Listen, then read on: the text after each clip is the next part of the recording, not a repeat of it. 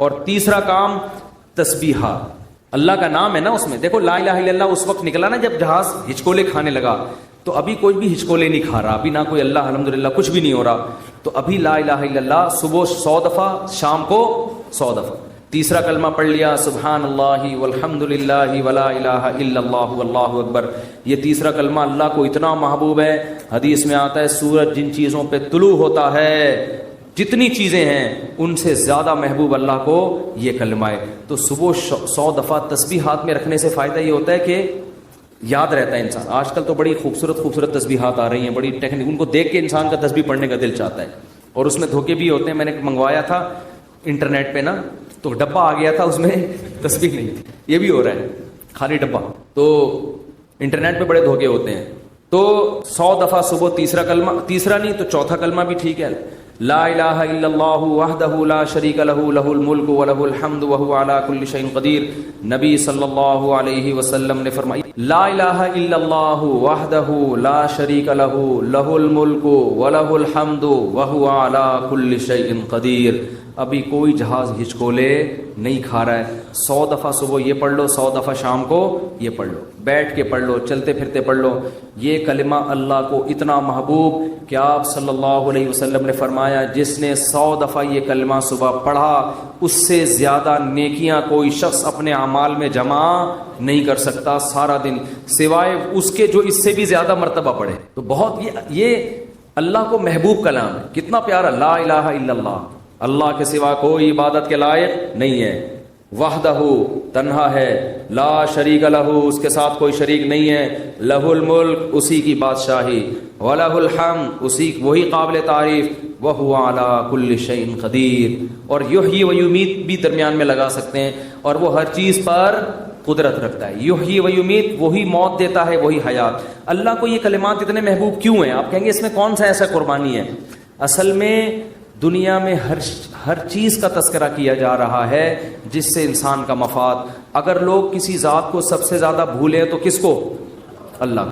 جو چیز مارکیٹ میں شارٹ ہوتی ہے اس کی ویلیو بڑھتی ہے. اللہ کو پتہ ہے کہ دنیا میں امریکہ کا نام لینے والے بہت, پیسہ کا نام لینے والے بہت, عزت شہرت کے بھوکے بہت, اللہ کا نام لینے والے مارکیٹ میں شارٹ. اور اگر اللہ کا نام لے بھی رہے ہیں تو اپنے فائدے کے لیے. آپ نے صرف اللہ کو راضی کرنے کے لیے ان تسبیحات کی پابندی کرنی. حدیث میں آتا ہے, بخاری کی حدیث ہے, کلیمتان خفیفتان علی اللسان ثقیلتان فی المیزان حبیبتان الی الرحمن.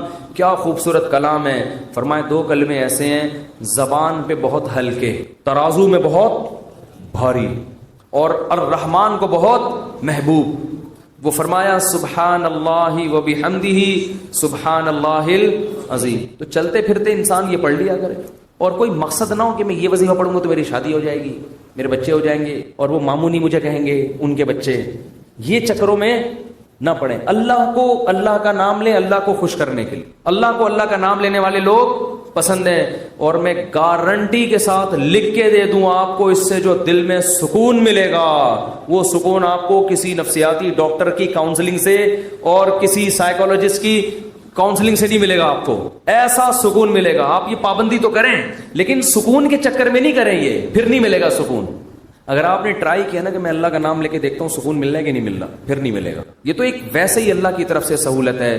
تو روزانہ خواتین بھی مرد بھی صبح شام کم سے کم 100 مرتبہ تیسرا یا چوتھا کلمہ صبح, اور 100 مرتبہ. یہ میں بہت ہلکا پیکج دے رہا ہوں, اس سے آگے تو پھر یہ تو کم سے کم ہے. تو یہ معمول بنانا ہے. کریں گے کہ نہیں کریں گے؟ تو اور یہ جو اعتکاف والے بیٹھے ہیں نا, یہ ابھی مسجد سے جب شارٹ ہوں گے تو اگلے سال پہچان میں بھی نہیں آ رہا ہوتا کہ یہ کون ہے, کہاں سے آیا, کدھر ہے, حالانکہ قریبی محلے میں رہ رہا ہو. ایسا نماز سے بھاگتے ہیں جیسے ان کو احساس ہو گیا کہ ہم نے جو 10 دن مسجد میں نماز پڑھی تھی وہ صحیح کام نہیں کیا تھا ہم نے, تبھی تو ایسا بھاگا ہے کہ مارکیٹ سے بالکل ہی شارٹ ہو گیا. بعض دفعہ کوئی کام کر کے دیکھتا ہے انسان تو کہتا ہے ٹرائی کیا مزہ نہیں آیا, اب نہیں آنا. ایسا نہ کرو میرے بھائی.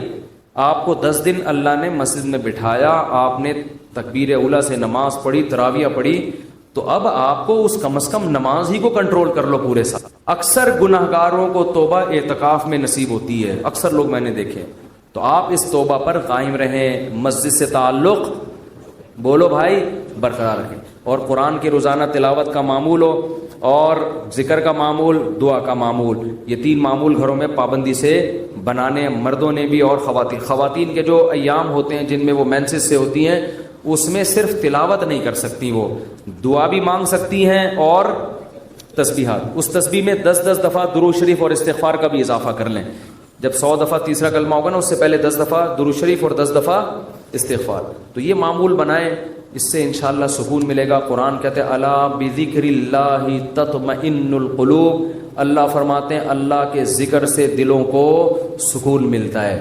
ہمارے حضرت کیا فرمایا کرتے تھے کہ جب بیٹھو تو 10 دفعہ استغفار, گناہوں کی معافی, 10 دفعہ درود شریف. پھر کیا کرنا ہے, یہ بہت اہم اس میں سبق ہے, اس لیے میں یہ بتا رہا ہوں کہ کیا یہ ہمیں نصیحت کرتے تھے. پھر کیا کرنا ہے, یہ مراقبہ کرنا ہے کہ جب تک کسی باغیچے سے جھاڑیوں کو صاف نہ کیا جائے, پھول بوٹے اس میں پیدا نہیں ہوتے.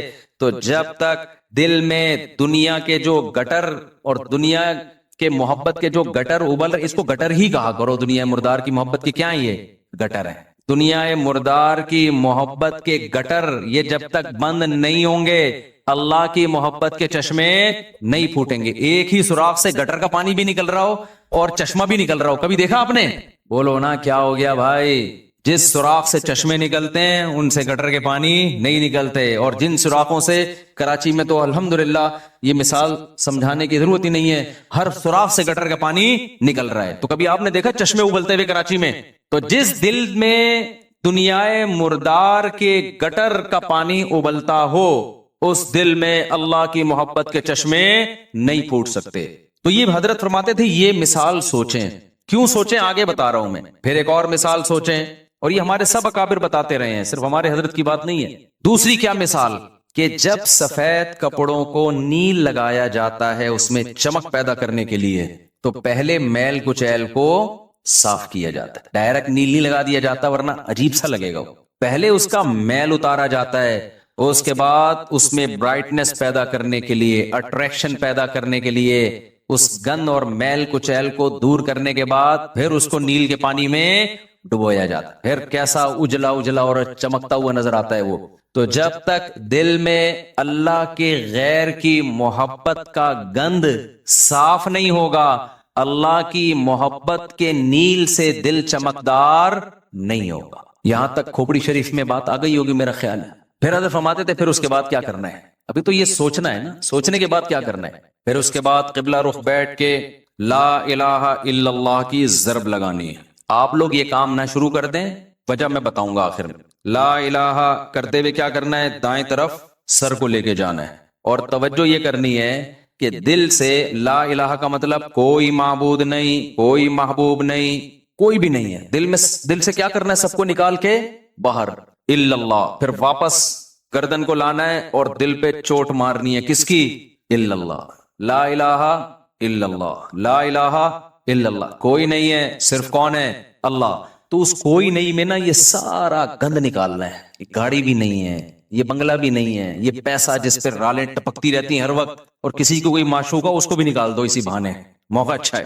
پاگل ہو رہا ہے اس کے پیچھے, اپنی صحت خراب کر رہا ہے, اپنا ایمان خراب کر رہا ہے. تو لا الہ دل سے باہر, الا اللہ صرف کون؟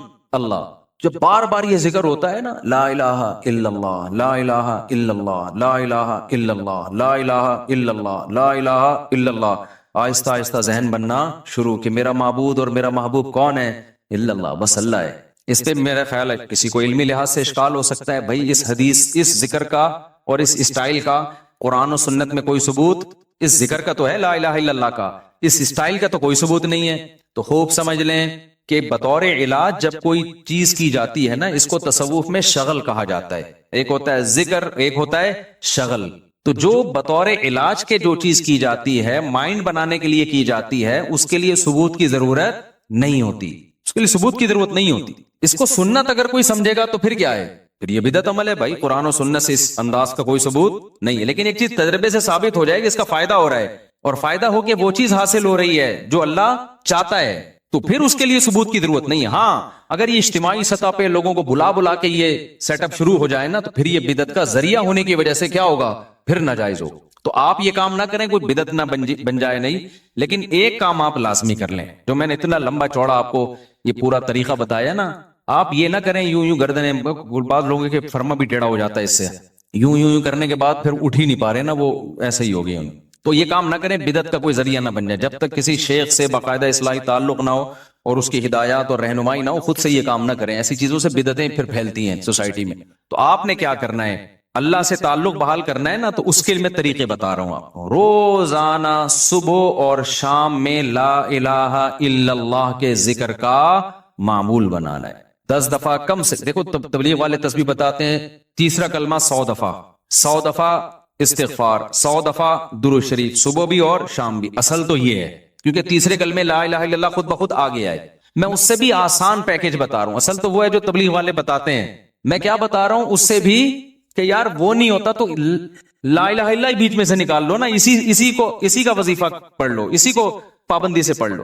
تو جتنے یہاں مرد اور خواتین آج بیان سننے کے لیے آئے ہیں، آج سے عزم کریں کہ ہم نے روزانہ کم سے کم 100 مرتبہ صبح اور 100 مرتبہ شام لا الہ الا اللہ کا ورد کرنا ہے۔ اچھا، ذکر میں اصل یہ ہے کہ آہستہ آواز سے کیا جائے، جہرن ذکر کو شریعت نے پسند نہیں کیا، لیکن اگر دل لگانے کے لیے معنی اور مفہوم کا تصور دماغ میں بٹھانے کے لیے کوئی ہلکی آواز سے جہر کر لیتا ہے، ہلکی آواز سے، بہت شور شرابہ نہ ہو، تو اس میں بھی کوئی حرج نہیں ہے۔ تو آپ نے کیا کرنا ہے، یہ 2 مثالیں صبح سوچنی ہے، صبح کے وقت کر لیں اور شام کے وقت کر لیں، بیٹھیں قبلہ رخ ہو کے، 10 دفعہ استغفار اپنے گناہوں کو یاد کر کے، 10 دفعہ درود شریف پڑھ لیا، اس کے بعد ہلکی آواز میں لا الہ، مزے لے کے ذکر کرنا ہے، ترخانہ نہیں ہے، 100 دفعہ نہیں ہو رہا نا، 50 دفعہ کر لو، وہ کام جو تھوڑا ہو پابندی کے ساتھ ہو، اللہ کو زیادہ محبوب ہے اس کام سے جو بہت زیادہ ہو لیکن اس کی پابندی نہ ہو۔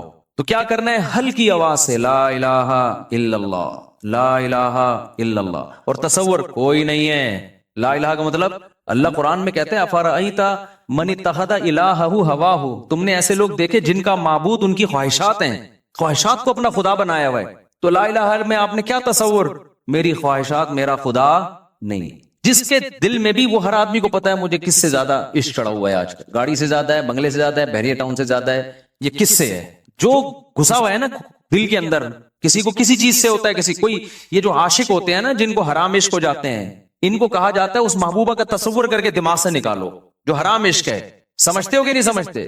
تو آج سے یہ وعدہ کرتے ہیں کہ نہیں کرتے، 10 دفعہ استغفار، 10 دفعہ درود شریف، پھر یہ مثال بھی سوچنی ہے کہ جب تک جھاڑیاں صاف نہ کی جائیں، پھول بوٹے اس کھیتی میں پیدا نہیں ہوتے، تو میں نے بھی جب تک یہ گند اپنے دل سے نہیں نکالوں گا نا، اس وقت اللہ کی محبت کے چشمے نہیں پھوٹیں گے۔ اسی نیت سے کہتا ہوں لا الہ کوئی نہیں ہے الا اللہ، صرف کون ہے، خدا کی قسم لا الہ الا اللہ اگر آپ نے چند مہینے کر لیا، اتنا فائدہ ہوگا کہ آپ کی زندگی تبدیل ہو جائے گی۔ اور جتنے نفسیاتی ڈاکٹر جو آپ کو مختلف قسم کی ڈپریشنوں کے علاج بتا رہے ہیں نا، سارے فیل ہیں اس کے سامنے، لیکن شیطان کرنے نہیں دیتا کام، 2 دن کریں گے صوفی بن کے بیٹھ جائیں گے، اس کے بعد یہ تو ایسی کچھ فائدہ تو ہو نہیں رہا، چھوڑو یار، اللہ کا نام لینے کی توفیق تو مل رہی ہے نا، فائدے کو مت دیکھو، یہ نہیں دیکھنا کہ فائدہ ہو رہا ہے کہ نہیں ہو، بس نام بھی اللہ کا لینے کی توفیق مل گئی تو یہ فائدہ بھی بہت ہے، لیکن ہوگا فائدہ انشاءاللہ۔ ایک کام یہ کرنا ہے پوری زندگی پابندی کے ساتھ، اور اگر کسی سے بیٹھا نہیں جاتا، بعض لوگ ایسے ہیں کہ ان کے اسپرنگ لگے ہوئے ہیں، وہ ایک جگہ بیٹھے نہیں سکتے، جہاں بیٹھیں گے اسپرنگ ان کو اٹھا کے دوسری جگہ لے جائے گا، وہاں بیٹھیں گے اسپرنگ اٹھا کے ان کو تیسری جگہ لے جائے گا، وہ بیٹھ ہی نہیں سکتے۔ تو چلتے پھرتے کر لو یار، جس طرح آپ کا دل لگ رہا ہے، آپ کا دماغ معنی اور مفہوم کی طرف جا رہا ہے، اس طرح کر لو۔ سمجھتے ہو کہ نہیں سمجھتے؟ نہیں بیٹھا جا رہا، چلتے ہوئے کر لو، ڈرائیونگ کے دوران کر لو، لیکن ترجمہ اور مفہوم سوچ کے یہ ذکر کرنا ہے، سمجھتے ہو؟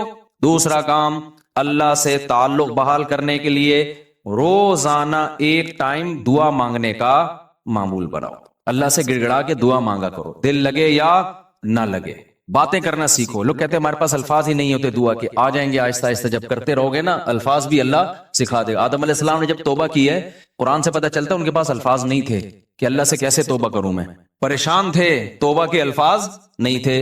قرآن کہتا ہے فَتَلَقَّى آدَمُ مِن رَبِّهِ، رب نے آدم کو سکھائے الفاظ کہ یہ الفاظ سے دعا مانگو۔ تو جب آپ اللہ کے سامنے گڑ گڑاؤ گے تو انشاءاللہ اللہ آپ کو الفاظ بھی سکھاتا رہے گا۔ دعا ہی میں ایک اور کام کرو، ایک کتاب آتی ہے مناجات مقبولہ. کیا نام ہے کتاب کا؟ مولانا اشرف علی تھانوی رحمہ اللہ تعالی نے قرآن اور سنت میں صحیح احادیث میں جتنی دعائیں ہیں ان تمام دعاؤں کو ایک چھوٹے سے کتابچے میں جمع کر لیا ہے. یہاں تک بات کلیئر ہو گئی؟ پھر کیا کیا ہے؟ اب ساری دعائیں روزانہ مانگنا تو بڑا مشکل ہے، تو بہت ساری دعائیں ہیں، تو انہوں نے ان ساری دعاؤں کو 7 حصوں میں ہفتے کے 7 دنوں میں ڈیوائیڈ کر دیا ہے. اس سے وہ پڑھنا کیا ہو گئی ہیں؟ آسان. پھر لکھ دیا ہے ہفتے کی دعائیں، اتوار کی دعائیں، پیر کی دعائیں، منگل کی دعائیں، بدھ کی دعائیں، جمعرات کی دعائیں، جمعے کی دعائیں. تو جہاں جمعے کی دعائیں سٹاپ ہو رہی ہے وہیں سٹاپ کر دو، کیونکہ اب جو مناجات مقبولہ مل رہی ہے اس میں پھر لوگوں نے اپنی گریویاں بھی بہت آگے لگا دی ہیں. تو آپ نے یہاں میرا خیال ہے میں نے ساتھیوں سے کہا تھا رکھوائیں مناجات مقبولہ. یہ کوئی بزنس نہیں ہے، پتہ چلا مفتی صاحب منجن بیچنے اپنی کتابیں بیچ بغیر پروفٹ کے. یہاں میرا خیال ہے مل جائیں گے. تو میں نے بولا تھا سب کے لیے لے کر آؤ، بس یہ تو اللہ ان سب کو ہدایت دے. کل سے میں چیخ رہا ہوں کہ لوگ زیادہ ہوں گے، مناجات مقبولہ بہت زیادہ تعداد میں ہونی چاہیے تاکہ سب لوگ خریدیں. جی چلیں، آپ یہاں 150 ہوں گے اعتکاف والوں کے لیے، لیکن کسی کو فری پھوکٹ میں نہیں دینا ہے. فری والا کام ہمیشہ اس کا کوئی فائدہ نہیں ہوتا، پیسے خرچ کر کے لینی ہے، کوئی پروفٹ نہیں ہے. باقی لوگ بنوری ٹاؤن سے بھی ملتی ہے، ہر جگہ سے مل جاتی ہے، ٹھیک ہے نا. وہ کتاب خواتین بھی رکھیں، مرد حضرات بھی گھر میں رکھیں. اس سے فائدہ کیا ہوگا؟ ویسے الگ سے بھی دعا ہاتھ اٹھا کے اخپل طریقے سے مانگے، رٹے رٹائے الفاظ نہ ہو، آپ کے اپنے الفاظ ہوں. اور دوسرا اس دعا کو بھی روزانہ پڑھنے کا معمول بنائے. اس سے فائدہ کیا ہوگا؟ اس میں قرآن و سنت کی جتنی دعائیں، پیغمبروں کی دعائیں ہیں، اللہ نے جو دعائیں ہمیں خود سکھائی ہیں، وہ ساری ایک ہفتے میں آپ مانگ لو گے. تو یہ کوئی کم فضیلت ہے؟ بہت بڑی فضیلت ہے. اور پھر ایک اور خاندانی فائدہ ہوگا، جب آپ وہ پابندی سے پڑھنے کا معمول بناؤ گے نا تو 6-7 مہینے سال کے بعد جا کے وہ ساری دعائیں آپ کو یاد ہونا شروع ہو جائیں. ایک وقت آئے گا آپ کے سینے میں دعاؤں کا بہت بڑا ذخیرہ ہوگا. تو معمول بناؤ گے کہ نہیں بناؤ گے؟ مناجات مقبولہ خریدیں. اس کا یہ مطلب نہیں کہ الگ سے دعائیں وہ الگ سے مانگنی ہے. کتنے کام ہو گئے؟ 3 کام. چوتھا کام دعا، وہ تو میں پہلے بتا چکا ہوں، یہ تیسرے کام میں آ گیا. چوتھا کام آپ نے کیا کرنا ہے؟ روزانہ کم سے کم 1 پارے کی تلاوت کرنی ہے. موبائل سے جان چھوٹے گی نا، لوگ کہتے ہیں پھر بھائی سارا دن موبائل میں لگے رہتے ہیں تو موبائل نہیں ہو تو کیا کریں. تو یہ کام کریں گے تو پھر تھوڑا بہت موبائل کے لیے وقت بھی آپ کو مل جائے گا. تو پہلے اپنے آپ کو اچھے کام میں بزی تو کریں نا. تو کیا کرنا ہے؟ روزانہ 1 پارا قرآن کی تلاوت. اگر آپ اٹک اٹک کے پڑھتے ہیں، 1 پارا پڑھنا بہت مشکل ہے، تو ٹائم کر لیں آپ کہ میں روزانہ آدھا گھنٹہ قرآن مجید کی تلاوت کروں گا. یہ بھی مشکل لگ رہا ہے تو زیادہ فنٹر بننے کی ضرورت نہیں ہے، آپ کہیں 25 منٹ کروں گا. یہ بھی مشکل لگ رہا ہے تو کوئی بات نہیں، 20 منٹ پہ لے آئیں. یہ بھی مشکل لگ رہا ہے 15 منٹ پہ لے آئیں. یہ بھی مشکل لگ رہا ہے آپ بولیں صرف 10 منٹ میں تلاوت کروں. کوئی ٹینشن کی زیادہ کے چکر میں نہ پڑیں. شیطان کیا کہتا ہے؟ تو بہت نیک آدمی، یہ 10 منٹ سے کیا ہوتا ہے؟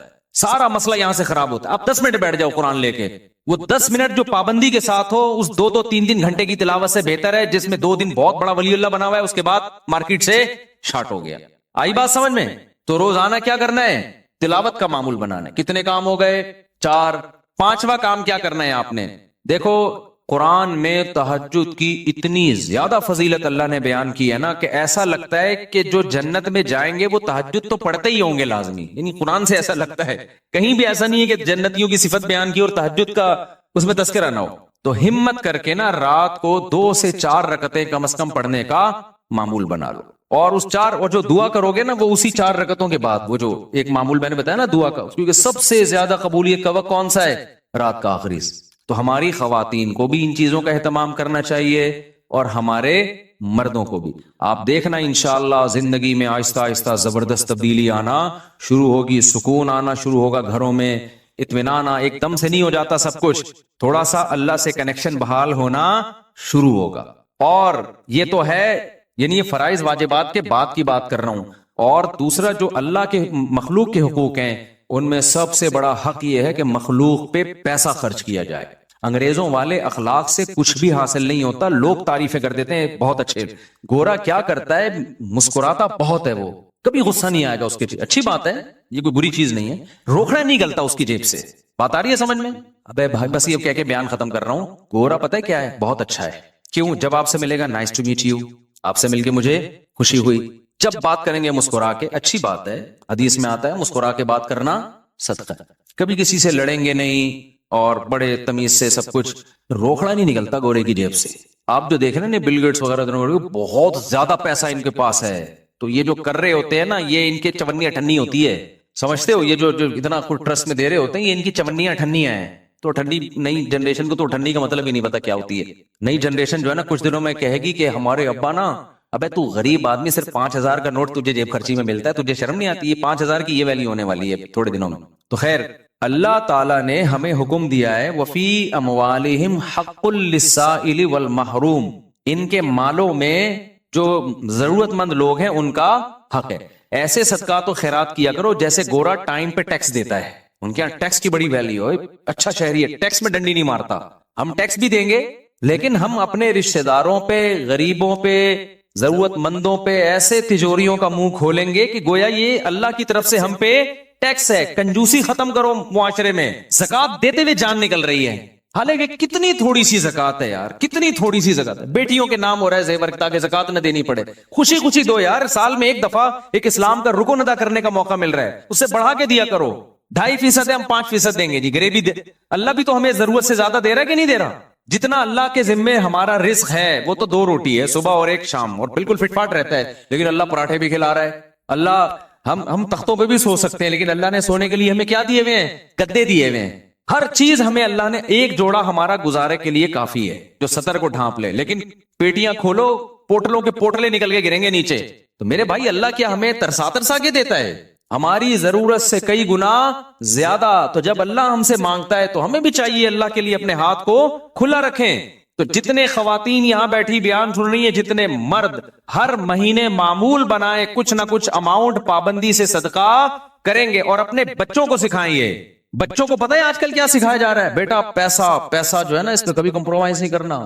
ہر وقت ان کے سامنے دولت کی باتیں، پیسے کی باتیں، دولت کی باتیں، پیسے کی باتیں، بزنس کی باتیں.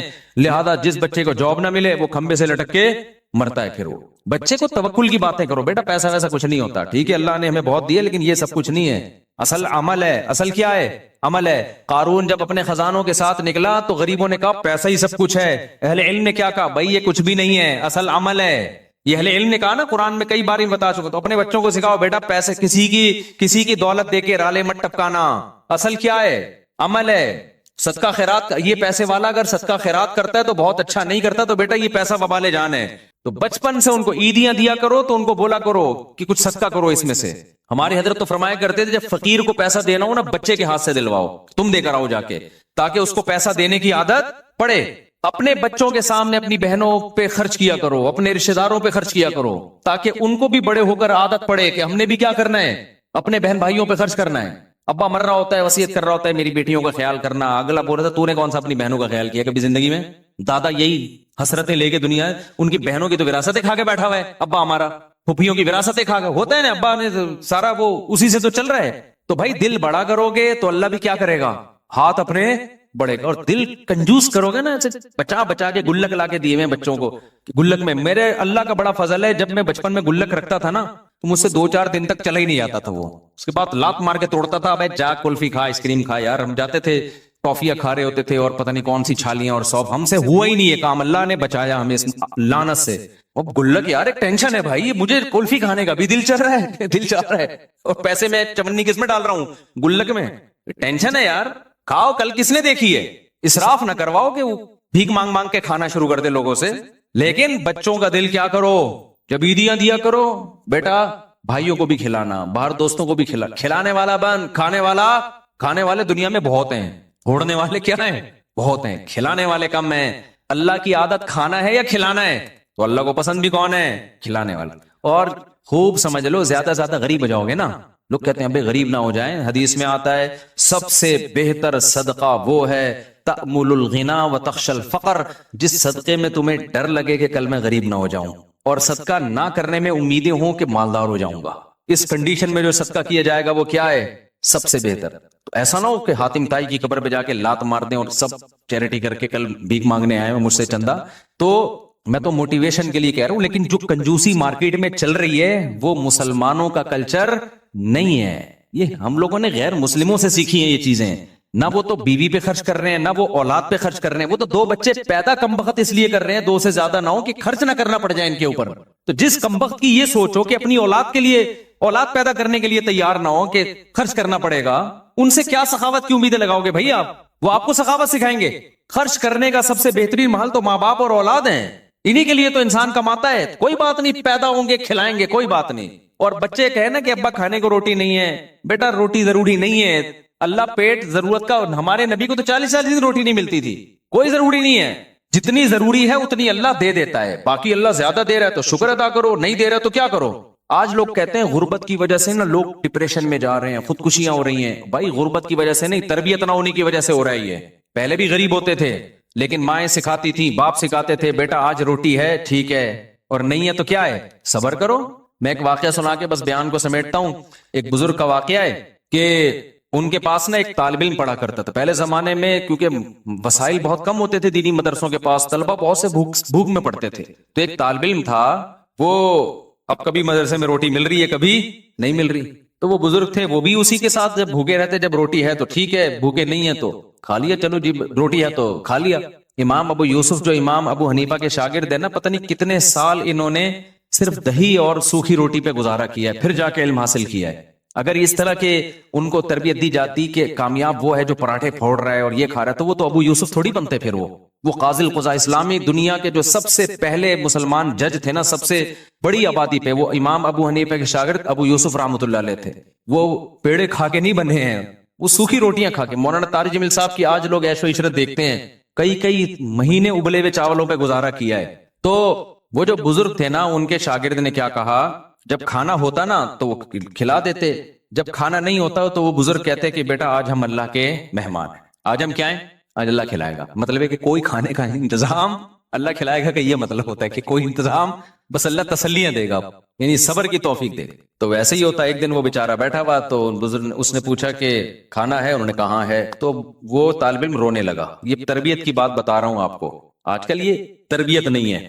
بزرگ نے کہا بیٹا آج تو کھانا ہے، آج تم رو کیوں رہے ہو؟ انہوں نے کہا کہ استاد جی آپ جب یہ کہتے تھے نا آج ہم اللہ کے مہمان ہیں، اس میں جو لذت تھی وہ کھانا کھانے میں نہیں تھی. کیونکہ آج اللہ کے لیے جب صبر کرنا پڑتا ہے تو اس کا اپنا مزہ ہے نا.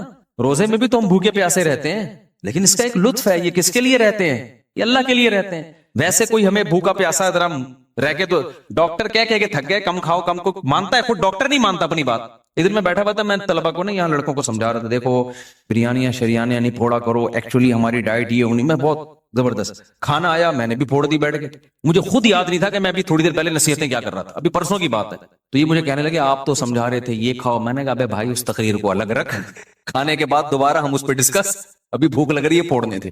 تو بھائی جو سمجھا رہا ہوتا ہے وہ بھی پھوڑتا ہے، ڈاکٹر خود پھوڑ رہے ہوتے ہیں. لیکن کیسے اللہ کے کہنے پر یار اللہ ہمیں توفیق دیتا ہے. پورا مہینہ کھانا پینا ایسا جام ہوتا ہے، ایک قطرہ حلق میں پانی کا نہیں اترتا. یہ خدا کے حکم کے بغیر ممکن نہیں ہے. تو اس کا اپنا ایک سکون ہے، ایک لذت ہے اس میں، اور ٹینشن تھوڑی اتنی انسان پال سکتا ہے. اس میں ایک خاص لذت ہے کہ کس کے لیے یہ اللہ کے لیے ہے. تو یہ جو میں نے آپ کو معمولات بتائے ہیں، کوشش کریں گے نا اس پر عمل کرنے کی. صدقہ بھی کرنا ہے، خیرات بھی کرنا ہے، اور خواتین نے بھی خیرات کرنا ہے. نبی صلی اللہ علیہ وسلم نے خواتین کو الگ سے حکم دیا کہ تم صدقات و خیرات کی کرو اور اس آگ سے بچو جس سے بچنے کا اللہ نے حکم دیا. اب خواتین کہیں گے ہم کہاں سے صدقہ خیرات کا معمول بنائیں؟ بھائی آپ صدقہ خیرات کا ایسے معمول بنائیں کہ اگر کوئی پاکٹ منی شوہر کی طرف سے ملتی ہے اس کو تھوڑا بچا لیا کریں کہ بھائی اتنا میرا ہے، باقی کیا کرنا ہے. یا اگر کوئی سورس آف انکم ہے اس میں سے کچھ خاص کر لیں. یا یہ بھی نہیں ہے، کچھ بھی نہیں مل رہا، تو نبی صلی اللہ علیہ وسلم نے فرمایا جو عورت شوہر کے پیسے صدقہ کرے شوہر کی اجازت سے، اپنے پاس صدقے کے لیے کچھ بھی نہیں ہے، شوہر سے یہ کہے کہ میں نے فلاں کو صدقہ کرنا ہے، میرے پاس پیسے نہیں ہے، آپ مجھے اتنے پیسے دے دو تاکہ مجھے صدقے کا ثواب مل جائے. شوہر انسان کا بچہ تھا، اتفاق سے اس نے بھی کچھ پیسے نکال کے بیگم کو دے دیے کہ چل بھائی تیرے پاس نہیں ہے تو میں تجھے دے دیتا ہوں. تو نبی نے فرمایا کہ شوہر کو بھی مکمل ثواب ملے گا صدقے کا اور عورت کو بھی مکمل، حالانکہ پیسہ عورت کا خرچ نہیں ہو رہا ہے. سمجھتے ہو کہ نہیں سمجھتے ہو؟ تو اس لیے بھائی اس صدقات و خیرات کا معمول بناؤ، اس کی عادت ڈالو. یہ چند معمولات ہیں جو ہم نے پورے سال پابند